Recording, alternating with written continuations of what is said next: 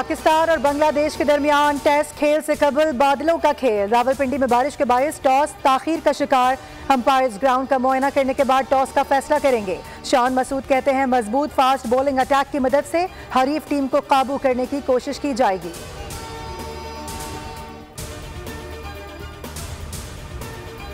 लाड़काना से ईरान जाने वाले जायरीन की बस को ईरान के शहर यज़्द में हादसा। 35 अफराद जाम बहक, मुतादिद जख्मी हो गए। जाम बहक अफराद में ख्वातीन और बच्चे भी शामिल।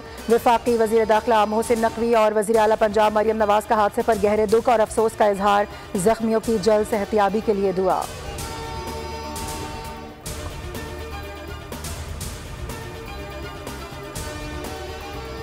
बहावलपुर में टोल प्लाजा पर ट्रैफिक हादसा। ट्रॉलर में आग लगने से झुलसकर 3 अफराद जाम बहक हो गए। रेस्क्यू हुकाम के मुताबिक दोनों ट्रॉलर हासिलपुर से बहावलपुर जा रहे थे।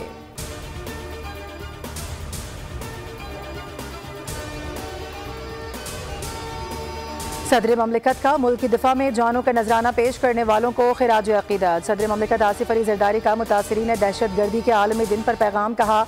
यह दिन प्यारों को खो देने वाले खानदानों के दर्द की याद भी दिलाता है। जिंदा बच जाने वाले अफराद अमन के फरोग में अहम किरदार अदा करते हैं। 2 दहाइयों से जायद जारी जंग की पाकिस्तान ने भारी कीमत चुकाई है।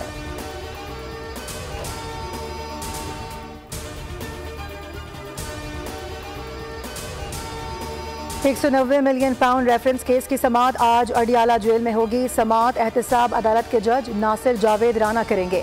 बानी पीटीआई और बुशरा बीबी को कमरा अदालत में पेश किया जाएगा। नैब टीम की जानिब से मजीद गवाहान पेश किए जाएंगे। केस में मजमूई तौर पर 35 गवाहान के बयान भी कलमबंद किए जा चुके हैं।